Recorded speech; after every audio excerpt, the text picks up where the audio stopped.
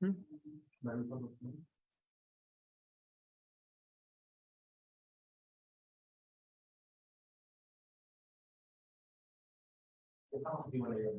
Bien, buenas noches con todos y con todas. Bienvenidos a esta presentación en vivo del cómo lo hizo con el reportero de la historia. Esta noche nos acompaña Martín Vergel. ¿Qué tal? ¿Cómo estás, Martín? ¿Qué tal, Luis? Eh, ¿Cómo estás? En esta oportunidad vamos a conversar con Martín Vergel acerca de las dos antologías que acaba de publicar recientemente, la antología de Mariátegui de siglo XXI, publicada en 2020, y la última antología titulada Aventura y Revolución Mundial, escritos alrededor del viaje, publicado por el Fondo de Cultura Económica el 2022. ¿No? Quienes no conozcan a Martín, voy a hacer una breve descripción de su trayectoria. Martín Vergel es doctor en Historia por la Universidad de Buenos Aires, es investigador independiente del CONICET de Argentina y del Centro de Historia Intelectual en la Universidad Nacional de Quilmes. Eh, es profesor de Historia de América Contemporánea en la Universidad de San Martín y la Universidad de Buenos Aires. Ha sido investigador visitante en la Universidad de Harvard, la Universidad Libre de Berlín, así como profesor visitante en la Universidad de Sao Paulo y la Universidad de Shanghái. Ha publicado varios trabajos en torno a intelectuales latinoamericanos en la primera mitad del siglo XX, destacando sus libros El Oriente Desplazado, los intelectuales y los orígenes del tercermundismo en Argentina, en 2015, La Desmesura Revolucionaria, Cultura y Política de los Orígenes del APRA, publicado por La Siniestra Ensayos, en 2019, un conjunto de artículos reunidos sobre intelectuales y prácticas culturales entre los miembros del APRA, y asimismo coordinó el libro Los viajes latinoamericanos de la Reforma Universitaria, y bueno, las antologías que acabamos de mencionar, tanto la publicada por siglo XXI como la última por el Fondo de Cultura Económica. Asimismo, Martín es actualmente director de la Maestría en Historia Intelectual en la Universidad Nacional de Quilmes. Sí, bueno, Luis, gracias por la presentación. La verdad que es un gran gusto estar aquí en el Reportero de la Historia, un sitio que me parece que está haciendo un trabajo bien importante en la divulgación de la historia académica, conectándola con públicos seguramente que desbordan un poco los espacios académicos. Sabemos que esa siempre es una preocupación, ¿no? Tratar de no conversar solamente entre quienes nos dedicamos a la investigación académica de modo full time, desde la universidad u otras instituciones, sino realmente tratar de conectar con debates públicos más amplios. Bueno, y te agradezco la presentación, y aprovecho para decir, por si hay personas que pudieran estar interesadas, que precisamente la maestría en Historia Intelectual, que como decías estoy actualmente dirigiendo, la maestría es una iniciativa del Centro de Historia Intelectual. El Centro de Historia Intelectual es un espacio institucional que está alojado en la Universidad Nacional de Quilmes, que tiene casi 30 años, el año que viene va a cumplir 30 años, pero su maestría es bastante más joven, tiene apenas 3 años, y este año estamos lanzando la maestría en Historia Intelectual en forma virtual, en formato virtual. Hasta ahora tenía un formato presencial, y precisamente ahora y hasta el 20 de marzo está abierta la inscripción a la maestría virtual, así que si hay personas que nos están viendo y están interesadas en conocer un poco la maestría, pueden visitar la página de la Secretaría de Posgrado de la Universidad de Quilmes, y ahí tendrán toda la información sobre esta maestría que, como digo, pertenece al Centro de Historia Intelectual. Bien, sí, justamente, digamos, dado que tú trabajas en historia intelectual, seguramente varias referencias, varias propuestas van a estar saltando a lo largo de esta entrevista, ¿no? Bueno, para comenzar, me gustaría, antes de tratar las antologías que has publicado recientemente, me gustaría preguntarte, ¿no? A partir de tus trabajos, ¿no? Digamos, acá se te conoce mucho por la desmesura revolucionaria, por los artículos sobre el APRA, se nota un fuerte vínculo con el Perú, ya sea por medio de los estudios, como digo, del APRA, y bueno, ahora sobre Mariátegui. Entonces, la pregunta es, ¿cómo es que surge este interés en estudiar a estos intelectuales desde la Argentina? ¿No? Bueno, es una pregunta sobre la cual podría hablar casi todo el tiempo esta entrevista, pero no va a ser la idea, voy a hacer una síntesis, tratar de hacer una síntesis, porque efectivamente ya desde hace mucho tiempo que comencé un vínculo académico, pero también amistoso con el Perú, con espacios académicos, con investigadores y con muchos amigos que me he ido haciendo allí, principalmente en Lima, que es la ciudad que más he visitado. Y esto se remonta, bueno, a mi tema de investigación doctoral, que tenía que ver con el antiimperialismo en Argentina, este libro que vos mencionabas, sobre las representaciones del Oriente, el Oriente entendido como un espacio que en los años 20, en la década del 20, podía conectar con las preocupaciones de intelectuales latinoamericanos en la medida en que allí, en el llamado Oriente, esa palabra que siempre ha encerrado tantas cosas, se veía el surgimiento a la salida de la Primera Guerra Mundial, de algunos movimientos antiimperialistas con los cuales, desde América Latina, algunos movimientos, algunos intelectuales latinoamericanos buscaban conectar. Bueno, a partir de esto fue que me topé con el APRA, me topé con la historia del APRA, en un congreso del CEDINCI. El CEDINCI es un centro muy reconocido también, es un archivo y un centro de investigación en historia de la izquierda. Bueno, en un congreso del CEDINCI dedicado en el año 2005 a exilios latinoamericanos, hice mi primera incursión en la historia del APRA a partir de una investigación sobre dos exiliados apristas en la década del 20. En realidad en ese momento están comenzando a ser parte del APRA. El APRA está en plena gestación, que son Manuel Seoane y Luis Heisen, que se exilian en Buenos Aires. Bueno, a partir de allí, de mi primera visita al Perú en el año 2006, bueno, como decía, realmente entré de cabeza a la historia del APRA, me apasioné, y junto con la historia del APRA, por supuesto, también con la historia de Mariátegui, ¿no? Acá hay un punto que muchas veces colegas o amigos peruanos siempre he tenido que aclarar, digamos, porque en el sentido común y en la historia de los debates políticos, ideológicos en Perú, muchas veces el APRA y Mariátegui aparecen separados. Bueno, y efectivamente sabemos que hubo una polémica desde el año 1928, etcétera, etcétera, pero tal como yo accedí al APRA y a Mariátegui, accedí juntos, ¿no?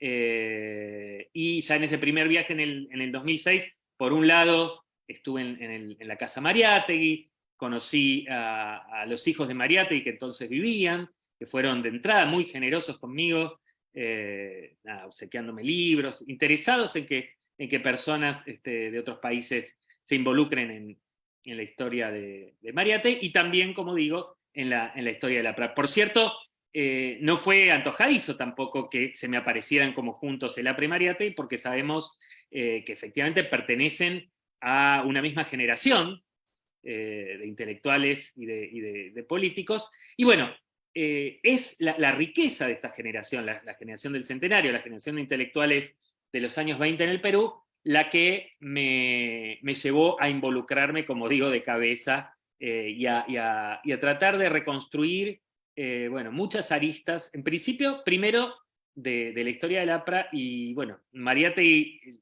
incursioné un poco y volví más bien en los últimos años de nuevo, digamos, a meterme en profundidad con Mariátegui mismo, ¿no? Y digamos, a partir de lo que has revisado desde el 2005 hasta esta fecha de la historiografía peruana, digamos, ¿cuál es el balance que podés hacer sobre estudios que se han hecho en torno al APRA o en torno a los intelectuales peruanos?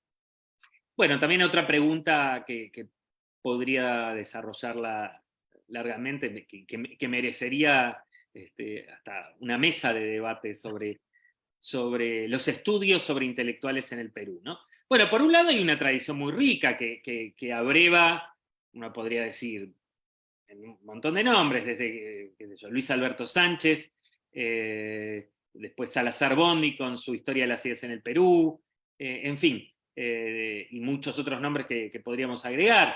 Por ejemplo, para mencionar otros otros así un poco sin pretensión de sistematicidad, otras obras importantes, los tomos que compiló Alberto Adriancén sobre el pensamiento político peruano hace ya 3 décadas, creo más o menos. En fin, por supuesto los trabajos también de Alberto Flores Galindo, ¿no? Sus trabajos más conocidos, pero también sus múltiples ensayos que podemos encontrar en sus obras completas y que muchas veces también tienen entradas en cuestiones vinculadas a la historia de los intelectuales, o más recientemente, y más vinculados al desarrollo de los estudios académicos más contemporáneos, los trabajos, por ejemplo, de Carlos Aguirre, ¿no? Que sabemos que son muy importantes, sus trabajos sobre intelectuales, por ejemplo, el libro que compiló con Carmen McEvoy, o los de otros investigadores como Osmar González o Augusto Ruiz Ceballos, y en fin, no quiero ser injusto, ya estoy dando algunos nombres y podría mencionar muchos otros. Quiero decir entonces que hay toda una zona de estudios muy ricos que se vinculan, digamos, a lo que podríamos llamar en términos generales la tradición de historia de las ideas. Ahí estoy volviendo a las referencias que daba al comienzo, ¿no? A Salazar Bondi, al propio Sánchez, etc. Bueno, pero digamos que ese conjunto de trabajos, no sé hasta qué punto, o mejor dicho, me parece que pensando en el desarrollo reciente que ha tenido la llamada historia intelectual en otros países, pienso en países como México, como Brasil, como Argentina, me da la impresión, después de haber visitado el Perú en varias oportunidades, que sobre todo en términos institucionales, no hay tanto diálogo, o el diálogo es más, por ahí responde más a investigadores individuales con estos campos que tienen más desarrollo, ¿no? Pensemos, por ejemplo, en el Seminario de Historia Intelectual que tiene lugar en el Colmex de México. Pensemos, por ejemplo, en el proceso del Congreso de Historia Intelectual de América Latina, que se inicia en el año 2012 en Colombia y que ahora este año va a tener su 6ª edición en la Universidad de San Pablo. En fin, digo, con ese proceso, con esos procesos, también, por cierto, con el Centro de Historia Intelectual de la Universidad de Quilmes, las instituciones de investigación peruanas no han tenido, insisto, un diálogo tan sistemático, me parece, ¿no? Ha dependido más, por ejemplo, de los vínculos que Carlos Aguirre, o, no sé, pienso en otros historiadores, Paulo Drinot, u otros, han tejido, pero no, o Víctor Vich, desde otra área, desde el área de la literatura. Víctor ha visitado varias veces la Argentina, o Ricardo Portocarrero, y ahí tenemos a un experto en Mariátegui que tiene muchos vínculos con la Argentina, sobre todo en los últimos años, pero insisto, me parece que, y esto lo digo casi a modo de interpelación a quienes están asistiendo a este diálogo, me parece que todavía no hay un espacio institucional, una iniciativa más sistemática de diálogo de los historiadores peruanos con ese campo que ha tenido un desarrollo reciente importante, diría, ¿no? En los últimos 15 años en la historiografía latinoamericana. Bueno, me parece que entonces parte de, incluso mi interés y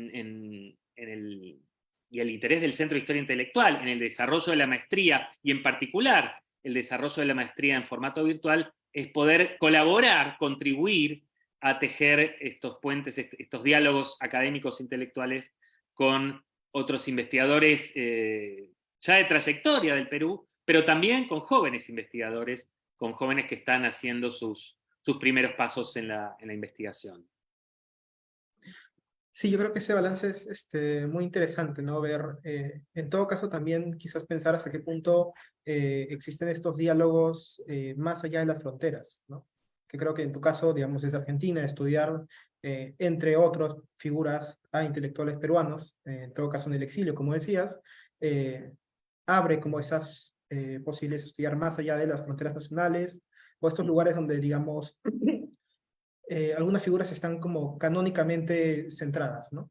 Y bueno, ahora que has hablado un poco acerca de la historia intelectual y cómo se hace en Quilmes, quizás una pregunta un poco más general para quienes no conocen tanto acerca de sus postulados o aproximaciones. ¿Podrías explicar brevemente, digamos, de qué manera se practica la historia intelectual en Quilmes? Bueno, quizás con respecto a la maestría, ¿cuál sería su atractivo o diferencial con respecto a otros programas que se podrían encontrar en la región? Bueno, el Centro de Historia Intelectual, como mencionaba antes, se funda en el año 1994. Lo crea en la Universidad de Quilmes Oscar Terán. Oscar Terán, que fue mi director de tesis, ya falleció en el año 2008. Además, también fue un profundo estudioso de Mariátegui. Él pertenece a la generación de José Aricó, Alberto Flores Galindo, Robert Paris, Antonio Melis, eso que ha sido dado en llamar la generación de Sinaloa, por haberse reunido en un conocido congreso de estudios sobre Mariátegui en Sinaloa, en la Universidad de Sinaloa, en México en el año 1980. Bueno, Terán en ese momento estaba exiliado en México, como varios otros intelectuales argentinos, y al regresar a la Argentina, en el año 94, crea el Centro de Historia Intelectual, nucleando una serie de investigadores muy importantes, entonces eran muy jóvenes, la mayoría de ellos, como Adrián Gorelick, Elías Palti, Jorge Myers, Carlos Altamirano, que sí es de la generación de Oscar Terán, y luego algunos otros que se van sumando, como Alejandro Blanco. Bueno, y ese núcleo inicial es el que da origen al Centro de Historia Intelectual, que como decía ya tiene casi 3 décadas. Posteriormente nos hemos ido sumando nuevas camadas, y actualmente el Centro de Historia Intelectual tiene alrededor de 20 investigadores. A quien esté interesado en conocer más de la historia del Centro de Historia Intelectual puede entrar a la página del centro. Pero para responder a tu pregunta, incluso a partir de este origen en 1994 de investigadores provenientes de distintas disciplinas, Adrián Gorelick de la arquitectura y posteriormente de la historia de la cultura urbana, Carlos Altamirano de la literatura y después propiamente de una suerte de sociología de la cultura y luego una historia social de los intelectuales, Oscar Terán de un fondo original de historia de las ideas hacia una nueva historia intelectual, Elías Palti como un nombre bien importante de la historia intelectual latinoamericana y en particular de la historia conceptual, Jorge Myers también, una figura que tiene una trayectoria importante en el estudio de intelectuales del Río de la Plata y de otros lugares de América Latina, tanto en el siglo XIX como en el siglo XX. Bueno, digo, pero esa pluralidad inicial de proveniencias, historiadores, arquitectos, figuras que venían de la literatura, de la filosofía también, como Elías Palti, que tiene un fuerte vínculo con la filosofía, etc. Bueno, le dio su marca de origen al centro, y el centro a partir de ahí no hizo sino reproducir y expandir ese rasgo, y entonces solemos decir que el centro cultiva una concepción de la historia intelectual bastante amplia, incluso a veces decimos un poco en sorna, hasta un poco ecléctica, ¿no? En el sentido de que realmente hay una pluralidad de perspectivas y que no necesariamente convergen todas entre sí, ¿no? Entonces, algunas perspectivas se recuestan más en una historia cultural, otras, como digo, en una historia más clásica de las ideas, otras en una historia conceptual, otras en una historia social de los intelectuales, etcétera, etcétera. Digamos que, bueno, en torno a estas cuestiones, se abren luego innumerables diálogos. Por ejemplo, por nombrar solo un vínculo, con la historia del libro y la edición, otro campo que ha tenido un desarrollo reciente importante en América Latina, también, por cierto, en el Perú, pienso en el nombre de Pedro Vivovich, o también, por supuesto, en el nombre de Carlos Aguirre, que tiene trabajos muy, muy importantes sobre bibliotecas. Bueno, su propio libro, que a mí me gusta muchísimo, sobre el libro de Vargas Llosa. Así que bueno, en fin, digamos, a partir de esa pluralidad de perspectivas, hay conexiones con muchas zonas del quehacer historiográfico, vinculadas todas en líneas generales a la historia de los discursos, la historia de lo simbólico, la historia de la cultura, la historia de la producción de sentido social vinculado sobre todo a los intelectuales como agentes productores de esta zona de la historia, del pasado de nuestras sociedades. Sí, y bueno, en tu caso, digamos, dentro del plantel, dentro del centro, eres, digamos, de los que trabaja más el tema de Perú. Digamos, el centro parece que tiene una vocación más latinoamericana y dentro de los miembros tú trabajas mucho el Perú. Y bueno, se te conoce, como dije, acá tuviste una resonancia fuerte con La Desmesura Revolucionaria, que fue publicada por La Siniestra, recibió buenas críticas, ¿no? Trabajaste, digamos, en ese libro se reúnen ensayos, como dijiste, el ensayo del 2005 sobre Luis Heisen y Seoane, sobre intelectuales menores, sobre los viajes, pero también sobre los estudios sobre prácticas culturales con respecto a los objetos, ¿no? Pienso en el artículo sobre los canillitas, o el del objeto ingreso, o el del objeto impreso, para pensar una historia de la no lectura. ¿De qué manera crees, entonces, que estos trabajos, en todo caso que piensan más dentro de este llamado giro material en algunos casos, han renovado o pueden renovar los estudios de historia política, intelectual, en este caso en el Perú? Bueno, te agradezco el comentario y las referencias al libro. Sí, yo tuve la suerte de encontrar en La Siniestra y en Pablo Sandoval, su mentor, su impulsor, un editor muy generoso que me permitió reunir un conjunto de estudios. Yo digo, me apasioné por la historia del APRA y fui componiendo distintos ensayos, pero cada uno, si bien tienen un fondo común, ¿no? La historia del APRA en el periodo de entreguerras, cada uno recortado sobre algún problema específico. Bueno, y este libro que mencionas me permitió reunir ese conjunto de ensayos en este libro publicado por esta editorial tan linda que es La Siniestra, ¿no?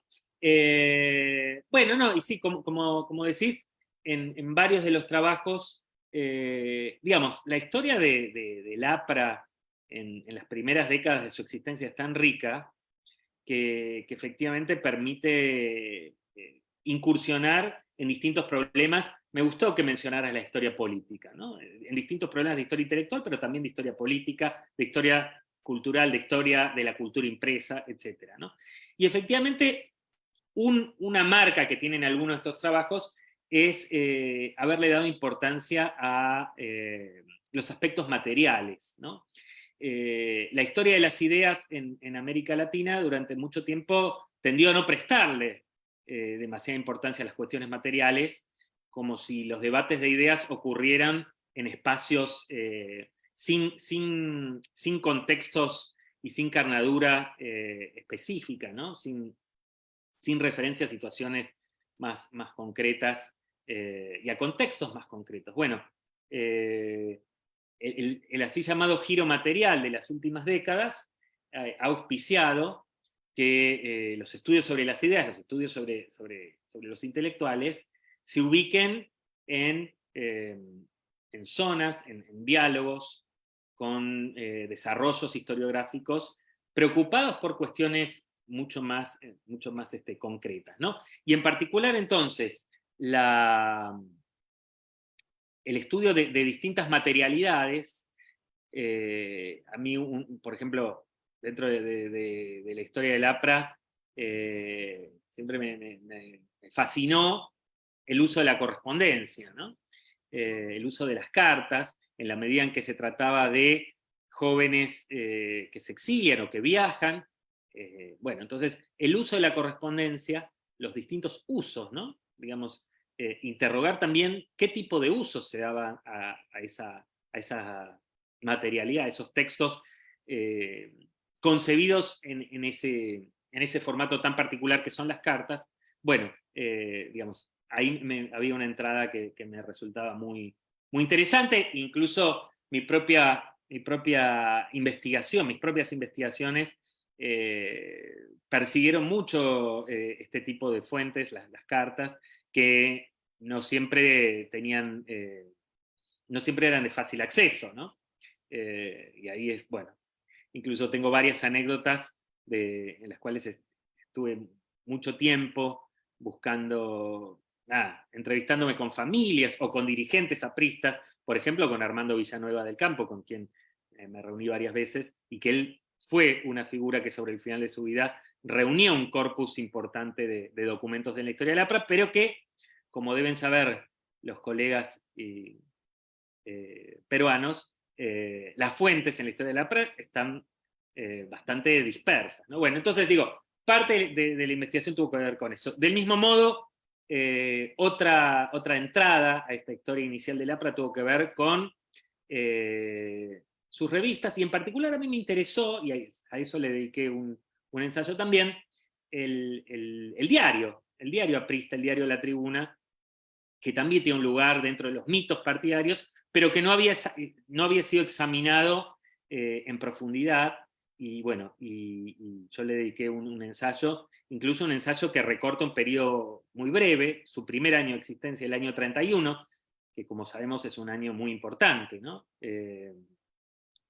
Dentro de la historia política peruana. En fin, digo, la propia riqueza de la historia de la APRA entonces fue la que me permitió ir recortando espacios y zonas de investigación específicas a las que dediqué algunos de estos ensayos, sí. Sí, bueno, y digamos, como dijiste al inicio, tanto el APRA y Haya como Mariátegui son casi dos caras de la misma moneda. En un momento como es la generación, como es la década de los 20, ¿no? Y bueno, pasando un poco a Mariátegui, creo que es una figura que resuena mucho a nivel peruano y latinoamericano, una figura central y controversial en los debates de izquierdas peruanas y latinoamericanas. Y bueno, quizás la pregunta eh, que se viene es, ¿cómo así decides armar estas dos antologías? Y si quizás no sentiste por ahí alguna presión o una responsabilidad moral al volver no solamente sobre el personaje Mariátegui, sino sobre también la figura y el mito detrás de la persona. Bueno, sí, como contaba al comienzo, yo me vinculé de entrada bueno, como historiador eh, dedicado a la historia de América Latina. Por supuesto, el nombre de Mariátegui resultaba una referencia impostergable, pero digamos, luego de ese contacto inicial, eh, participé en algunas actividades, en un congreso en el año 2008 en Lima, organizado por Osmar González. En fin, escribí también un ensayo para esa ocasión sobre las representaciones, la idea del Oriente y de Occidente en Mariátegui, en, en sus textos. Pero luego, como digo, me aboqué un poco más a estas cuestiones que mencionaba de la historia del APRA y otras cuestiones de otros trabajos de investigación que también fui desarrollando. Y fue, sobre todo en los últimos 6 años, aproximadamente 7 años, que volví a Mariátegui. Y bueno, como dices bien, digamos, había algo en las propias imágenes y el propio mito de Mariátegui que de algún modo me resultaba un tanto poco estimulante, en el sentido de que muchas veces se repetía como un mismo libreto, ¿no? Incluso algunos giros relativos a Mariátegui, incluso algunos adjetivos, o incluso algunas citas de Mariátegui que se repiten, por ejemplo, la muy conocida cita sobre ni calco ni copia, etcétera, etcétera. Y digamos, la posibilidad de hacer una antología de Mariátegui, en primer lugar, me da la oportunidad de llamar la atención o de tratar de colaborar en llamar la atención en muchas otras zonas de la obra de Mariátegui que no son tan tenidas en cuenta, ¿no? Pienso en muchos de los ensayos de Mariátegui, incluso que no integran los 2 libros que publicó en vida, La escena contemporánea y los 7 ensayos de interpretación de la realidad peruana, sino textos bueno, sobre los cuales que son menos conocidos, que son accesibles, pero que son menos conocidos. Bueno, entonces, de todos modos, la idea de publicar una antología de Mariátegui me vino de un modo indirecto y hasta curioso, que he contado en un par de oportunidades.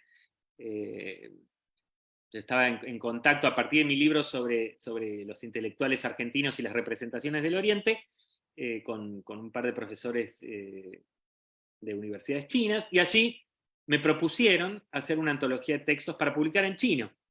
Bueno, y comencé esa labor, y al poco tiempo, apenas a los pocos días de haber comenzado esa labor, me pareció evidente que me resultaba más valioso para mí, más allá del interés que podía tener que se publique una antología así en chino, bueno, que se publique también en castellano, para nada, poder acceder yo mismo a un diálogo en torno a lo que podría llegar a hacer esta antología. Bueno, fue así como entonces finalmente esta antología la propuse a la editorial del siglo XXI, y que en su biblioteca de pensamiento socialista tenía, por ejemplo, una muy conocida antología de textos de Antonio Gramsci. Posteriormente, en tiempo más reciente, hay una antología de textos preparada por Horacio Tarcus de Marx, en fin, y justo Horacio Tarcus acababa de asumir la dirección de esta biblioteca de pensamiento socialista, pero no había un trabajo sobre Mariátegui y sobre los textos de Mariátegui. Bueno, entonces digamos que una primera idea en relación a armar una antología tenía que ver con tratar de desarmar un poco los relatos establecidos sobre Mariátegui y proponer miradas sobre otras zonas de los textos de Mariátegui, ¿no? Proponer otros recorridos por los textos de Mariátegui. Y junto con esto, es decir, junto con lo que permite una antología, que es proponer digamos, la lectura, el descubrimiento o el redescubrimiento de un autor, y un autor tan canónico como Mariátegui, me interesó también proponer una interpretación, ¿no? De Mariátegui, un poco discutiendo algunas de estas ideas sedimentadas y estas imágenes sedimentadas que hay sobre Mariátegui. Sobre todo porque, insisto, hay muchos recovecos de los textos de Mariátegui que no son tan tenidos en cuenta. Y no solo de los textos de Mariátegui, también de la propia revista Mauta, que como sabemos es una revista riquísima, ¿no? Bueno, y esto, por ejemplo, el trabajo que ha estado haciendo Eduardo Cáceres, un conocido intelectual y dirigente de izquierda del Perú, de Lima, cercano al Museo Mariátegui, en torno a la lectura minuciosa de Amauta, ¿no? Eduardo Cáceres ha dictado un par de cursos de lectura casi página por página de Amauta, ¿no? Para ver cuestiones que muchas veces se han pasado por alto, para ver también aspectos de la materialidad de la revista, etc. Por un lado. Por otro lado, la muestra que Natalia Masluf y Beverly Adams montaron también sobre la revista Mauta, sobre las redes de Amauta, en fin, sobre todo sobre la cultura visual de Amauta, ¿no? La muestra Redes de Vanguardia, que estuvo expuesta en el Mali, si no me equivoco, en el año 2019, además de pasar por otros museos de México, de Madrid, etc. Bueno, digo, así como la revista Mauta tiene varias zonas que todavía pueden ser revisitadas con provecho, lo mismo ocurre con los textos de Mariátegui, ¿no? Por mencionar solo algo, de muchos otros ejemplos que podrían darse. Mariátegui tiene una serie de textos sobre países de Europa, de lo que hoy conocemos como Europa del Este. Textos que se llaman la escena checoslovaca, la escena yugoslava, la escena búlgara, la escena polaca, etc. Tiene muchos textos sobre la India, no solo los textos que dedica a Rabindranath Tagore y a Gandhi en su libro La escena contemporánea, sino que la India sigue siendo una preocupación permanente de Mariátegui, bueno, etc. Entonces, digamos, me interesaba llamar la atención sobre esas zonas menos transitadas y al mismo tiempo, como digo, proponer, y esa fue la labor que hice en los prólogos de ambas antologías, proponer nuevas claves de lectura de esos textos. Precisamente el título del primer prólogo de la antología del siglo XXI se titula José Carlos Mariátegui, un socialismo cosmopolita. Ahí, digamos, para armar parte de tu propuesta, tú te basas en el concepto de deseos cosmopolitas de Mariano Siskind, y digamos, ¿podrías explicar, digamos, cómo este concepto te ayudó o, digamos, sirvió de base para este concepto que propones de socialismo cosmopolita de Mariátegui? Y por otro lado, en la otra antología, Mariátegui, publicada por el Fondo de Cultura Económica, tú incorporas una sección de textos denominada Apología del Aventurero, que señalas que es, digamos, era un texto que Mariátegui quería escribir, pero al final, pues, la muerte lo atrapó antes, ¿no? Y ahí señalas que la figura del aventurero que más le interesaba era aquella consustanciada con la época y anudada a la revolución. ¿Cómo, es una pregunta, es una serie de preguntas a ver cómo la puedes armar, pero cómo enlazar entonces aventura y revolución en los escritos de Mariátegui alrededor del viaje, como dices tú, con la propuesta del socialismo cosmopolita? Bueno, muy interesante la pregunta que me haces. Por un lado, efectivamente, bueno, a mí me interesaba llamar la atención sobre toda esa zona de textos que han sido menos trabajados, que tienen que ver con la preocupación de Mariátegui por lo que él llamó su escena contemporánea, ¿no? Digamos, por pensar al mundo como la situación en la cual Mariátegui en definitiva interviene, ¿no? Mariátegui se forma en ese mundo entre guerras y al mismo tiempo busca desde un lugar no central en relación a los nudos, digamos, a los países precisamente que siempre han sido tenidos por centrales, digo, desde una esquina descentrada, como es América Latina, como es Lima, bueno, intervenir sobre los debates que agitaban al mundo de la primera posguerra. Bueno, en ese sentido, entonces, y Mariátegui lo hace con una notable voracidad, ¿no? Acometiendo todos los temas, digamos, en el número inicial de Amauta se puede leer ese giro clásico, ¿no? De que todo lo humano nos pertenece. Bueno, esa vocación de Mariátegui está muy presente, esa desmesura, para usar de nuevo ese término, está muy presente. Y el trabajo que desde otro registro, de un registro de los estudios literarios, había elaborado Mariano Siskind en su libro Deseos Cosmopolitas, Modernidad Global y Literatura Mundial en América Latina, bueno, me resultaba muy estimulante para pensar precisamente esa vocación desmesurada de Mariátegui, ¿no? Esa vocación por, desde el margen latinoamericano, acometer sin prejuicios, sin colocarse, sin autocolocarse como en un lugar de subalternidad en relación a esos centros, digamos, con la idea de que es posible, incluso con la ilusión, porque muchas veces se revela finalmente una ilusión, porque sabemos que las jerarquías espaciales existen, pero digamos, con un desprejuicio tal de, por ejemplo, comentar un manifiesto de André Breton como si estuviera sentado tomando un café con André Breton en París, André Breton, el líder de la aventura surrealista, y no desde un costado de América Latina, ¿no? Entonces, digamos, esa noción de deseos cosmopolitas y además la propia noción de deseo, ¿no? La propia noción de una voluntad y de una pulsión por acometer toda este conjunto, o todos estos fenómenos contemporáneos. Bueno, y a su vez, todo esto conectado sobre los debates más contemporáneos sobre el cosmopolitismo, ¿no? Que es otra noción que ha estado en el debate reciente de las humanidades.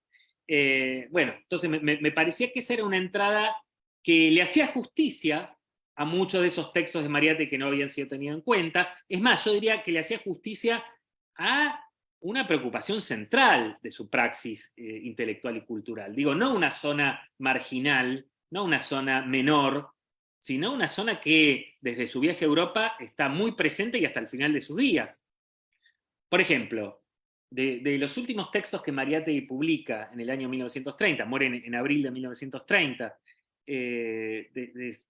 los textos que llega a publicar en esos pocos meses de vida de 1930, hay varios que son precisamente sobre el surrealismo, ¿no? Entonces, digamos, hasta el final de sus días, la presencia de esos temas que agitaban la escena contemporánea, que agitaban los vínculos entre vanguardias estéticas y vanguardias políticas, está muy presente, ¿no? Entonces me parecía que esa figura, que yo uso más o menos libremente, en algunos textos sigo más de cerca la propuesta de Mariano Sitkin, en otros menos, pero me parecía muy persuasiva para atrapar, para captar esa pulsión por todo lo humano, digamos así, que hay en Mariátegui, y que a su vez se conectaba, digamos, por un lado, una apertura enorme a un conjunto de fenómenos. Yo algunas veces he dicho que si uno lee a Mariátegui, uno lee a todos los años 20, en el sentido de que en algún punto aparecen siempre, digo, por supuesto, no, es una exageración esto, ¿no?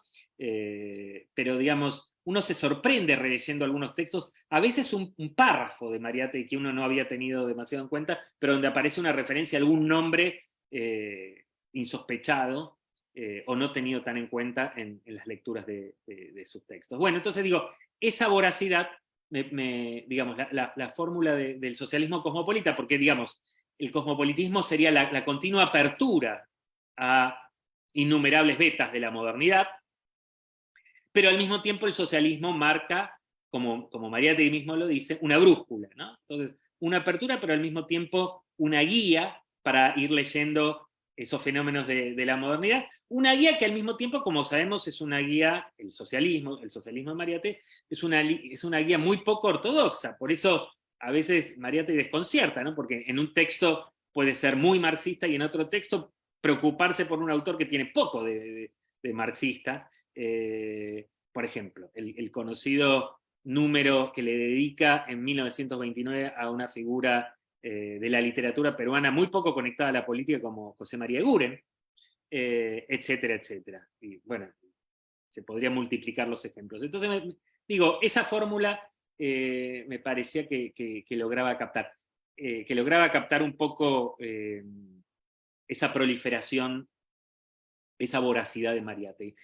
Y en relación a tu segunda pregunta, y esto tiene que ver más con la antología reciente, esta antología de escritos que se titula Escritos alrededor del viaje, porque no son meramente escritos de viaje. Sabemos que precisamente ahora, y de hecho en Lima se va a realizar en un par de meses un congreso, lo organiza el museo, la Casa Museo Mariátegui, sobre el tema del centenario del regreso de Mariátegui de su viaje a Europa en 1923.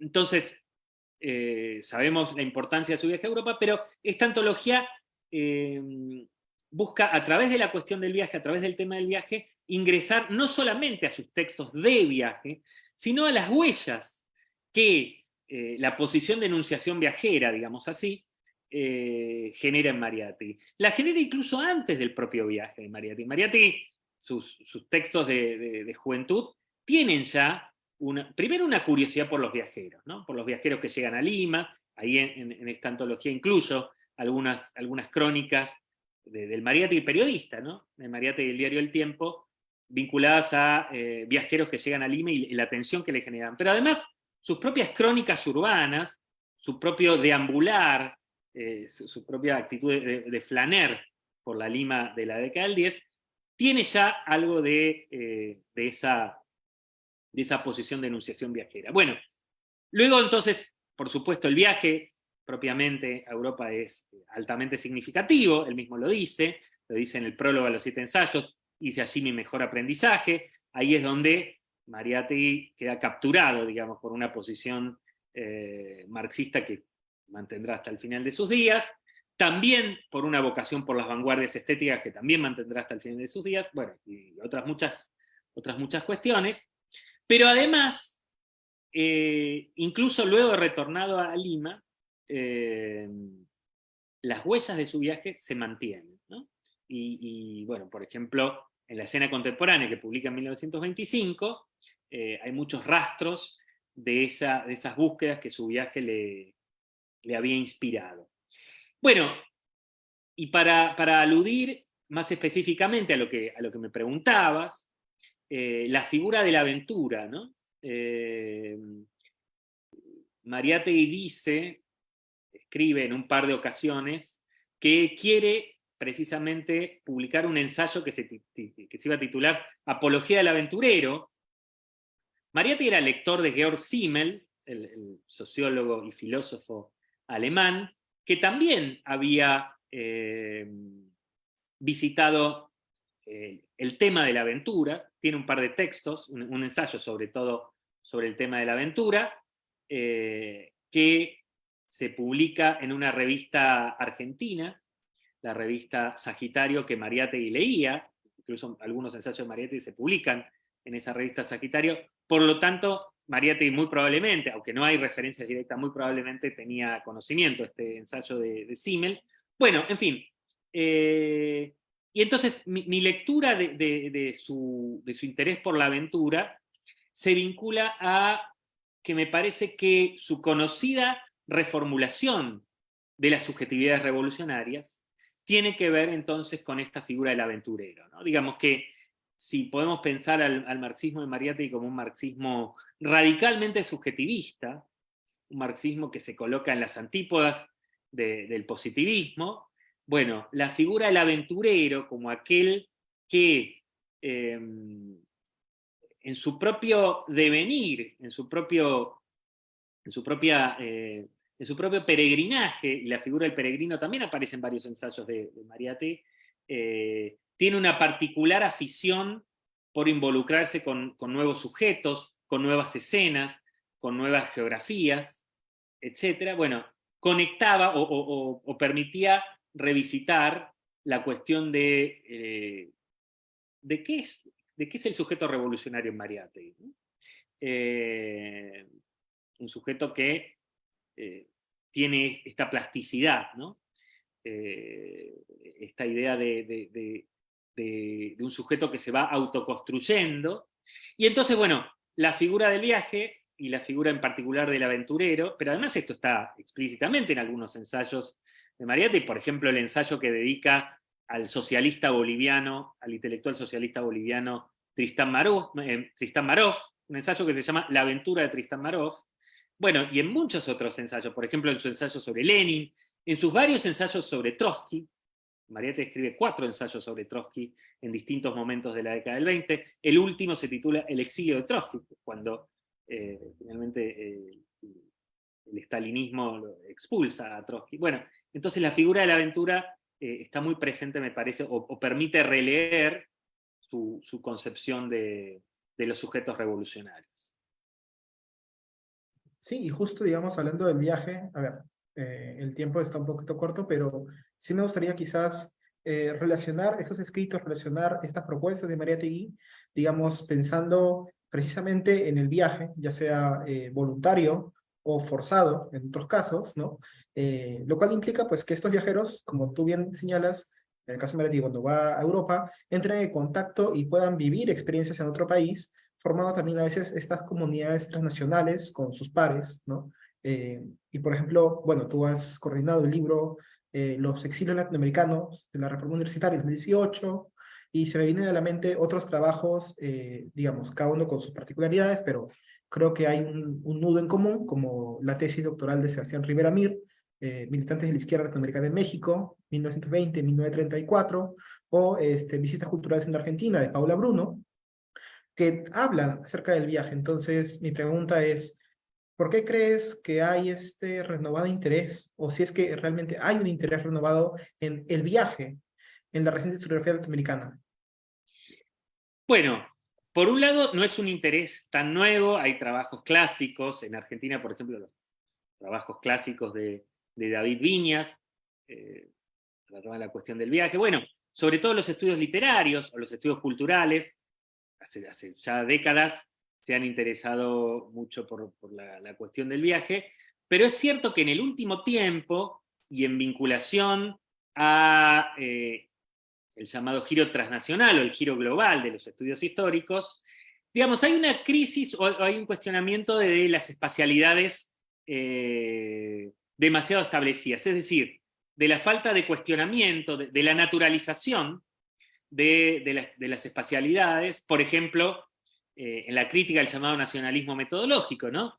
Es decir, el nacionalismo metodológico, recordemos, es la fórmula con la cual se piensa críticamente el hecho de que los estados nacionales sean la unidad de estudio casi naturalizada, ¿no? De que los estudios y las investigaciones se organicen necesariamente en estudios peruanos, estudios argentinos, estudios brasileños, incluso considerando límites geográficos, que son los límites geográficos actuales, en fin.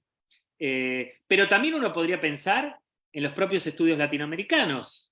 Si los estudios latinoamericanos no tienen a su vez fronteras demasiado naturalizadas, fronteras espaciales, pero también culturales, y en ese sentido, entonces, esa apertura a interrogar otras espacialidades tiene que ver con el énfasis y con la preocupación por las conexiones, los contactos culturales, etc. Sobre eso también hay un desarrollo historiográfico importante en tiempo reciente.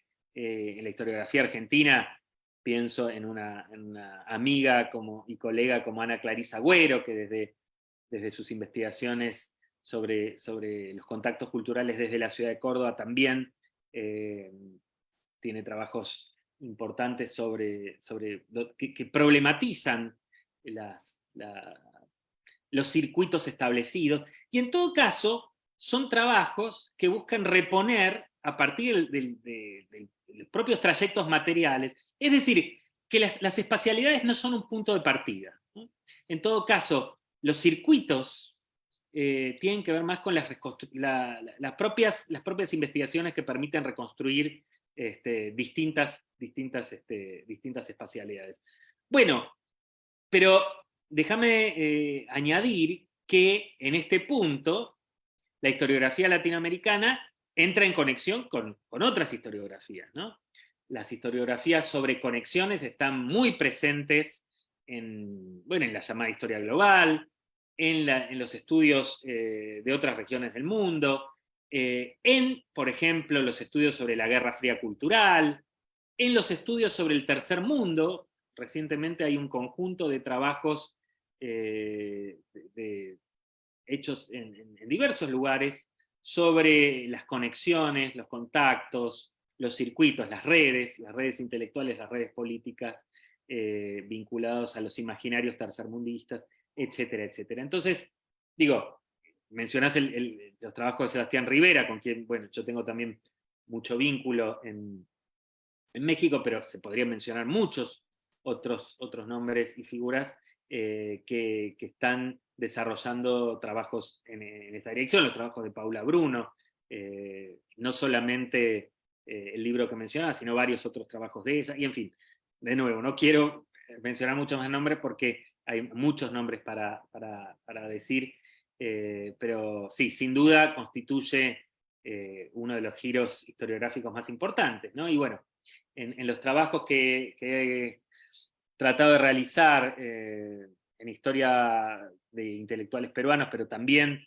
de intelectuales argentinos y otros intelectuales latinoamericanos, esa preocupación por la desnaturalización de las espacialidades constituidas, por la repregunta por los circuitos, bueno, ha estado en el centro de muchas de mis trabajos, sí, efectivamente. Bien, y digamos ya para cerrar con quizás una reflexión general, creo que viene a la mente, después de revisar las dos antologías, los prólogos y los textos de las dos antologías, y coincidiendo, como dices tú, con el centenario ahora casi el centenario de la vuelta de Mariátegui de Europa, y ya próximos al centenario de su fallecimiento, ¿por qué leer a Mariátegui en el siglo XXI? Y quizás más específicamente, ¿por qué leer a Mariátegui que tú has estado presentando y que de alguna manera has dejado claves a lo largo de esa entrevista? Bueno, precisamente acabo de escribir un ensayito breve que va a aparecer en la revista Crisis, una revista no académica, una revista de circulación periodística en Argentina, que se titula así, ¿no? ¿Por qué leer a Mariátegui en el siglo XXI? Y bueno, voy a volver sobre un aspecto que ya mencioné, ¿no? Pero a mí, digamos, de Mariátegui, pero ahí volvería a pensar a toda la generación peruana del 20, y ahí podríamos añadir a Vallejo, por ejemplo, a César Vallejo, pero digamos, todas las figuras que tuvieron que ver con la fundación del APRA, siempre me resultó fascinante esa desmesura, ¿no? Esa desmesura por abordar cuestiones de la escena mundial. Bueno, y entonces, en ese sentido, yo en este texto decía que si Mariátegui es un pensador de la crisis, es un pensador de la crisis civilizatoria que tenía lugar a la salida de la Primera Guerra Mundial. Recordemos, lo primero que hace Mariátegui cuando regresa de Europa es, casi lo primero, a las pocas semanas de haber regresado, a los pocos meses, es dictar una serie de muy conocidas conferencias que se llaman Historia de la Crisis Mundial. Las dicta en la Universidad Popular González Prada, que había fundado Haya de la Torre un par de años antes. Bueno, digamos entonces que si Mariátegui es un pensador de la crisis, en nuestro contexto actual, y de nuevo pensando en un diálogo intelectual mayor, no solo académico, sino con el debate de ideas más general de nuestra época, me parece que lo que muestra Mariátegui, una relectura de Mariátegui, o en todo caso eso es lo que me interesa subrayar a mí, es que desde América Latina se pudo en el pasado, y todavía hoy se puede, y ahí podríamos pensar, por ejemplo, en intelectuales vinculados a los feminismos latinoamericanos o al ambientalismo latinoamericano, digamos, se puede ser un espacio que no sea meramente reproducción de ideas que se tienen en otros lugares del mundo, en particular en los centros, sino que con una actitud de permanente diálogo con lo que está ocurriendo en otras partes del mundo, incluso en condiciones de subalternidad epistémica, digamos, para llamarlo de algún modo, es posible decir cosas relevantes sobre esas situaciones de crisis civilizatoria. Digamos entonces que lo que me parece que resulta, o al menos lo que a mí me resulta interesante de volver a Mariátegui en esta clave en nuestra crisis actual, es precisamente eso, ¿no? Digamos que Mariátegui interviene, como dije anteriormente, con cuestiones que estaban ocurriendo en cualquier parte del mundo, y lo hace en un pie de igualdad con otros intelectuales que podían tener recursos, digamos, de capital simbólico, de recursos institucionales, etcétera, mayores, más sólidos, y sin embargo, Mariátegui con desparpajo interviene en esos debates, y es ese gesto, es esa actitud la que finalmente nos termina dejando como saldo textos muy valiosos como los que produce Mariátegui. Entonces digo, hay allí en esa voracidad de Mariátegui uno podría encontrar un elemento que puede ser interesante para pensar cómo se ubica hoy América Latina en relación a la crisis civilizatoria de nuestros días, ¿no? Bien, muchas gracias por la entrevista, Martín. La verdad que ha sido muy interesante repasar tanto tu trayectoria académica, pero también centrarnos en Mariátegui, en sus textos menos conocidos alrededor del viaje, a partir de la propuesta, la clave de lectura que nos has presentado. Y bueno, ya lo saben, las dos antologías, la antología del siglo XXI, bueno, está desde el 2020 y hace poco salió la antología Aventura y Revolución Mundial, escritos alrededor del viaje, por el Fondo de Cultura Económica de Argentina. ¿Sabes si el libro ya llegó a Perú? ¿No llegó todavía? Bueno, como salió hace ¿Cómo muy pueden poquito. conseguir esos libros? Bueno, la antología publicada por Siglo XXI sí es. Yo, bueno, justamente por la pandemia hace varios años que no voy a Lima, que no voy al Perú, desde el 2019, justo antes de la pandemia. Allí estuve presentando La Desmesura Revolucionaria, el libro de ensayo sobre el APRA en la Feria del Libro, allí en Lima. Pero por lo que me han contado algunos amigos, la antología del siglo XXI sí está disponible. Y esta otra antología que salió hace apenas un par de meses, aparentemente todavía no está disponible, pero supongo que próximamente lo estará, sobre todo porque, bueno, la Casa Editorial Fondo de Cultura Económica, como ustedes saben bien, tiene también una sede allí en Lima. Así que, bueno, Luis, desde ya agradecerles muchísimo la entrevista, el interés por este trabajo que he venido desarrollando y además por las preguntas y, digamos, todos los interrogantes que muestran bueno, esto, ¿no? Que has hecho un trabajo de preparación de esta entrevista a partir de una lectura de varios de los textos que he trabajado. Entonces, les agradezco realmente mucho y espero que nos veamos pronto, ojalá en Lima, y si no, por acá en Buenos Aires, a quienes anden por aquí. Vale, muchas gracias, Martín. Entonces, esperamos verte pronto acá en Lima, quizás para otra actividad. Bueno, entonces yo creo que con esto cerramos. Muchas gracias a toda nuestra audiencia por estar presente y nos vemos en la próxima oportunidad.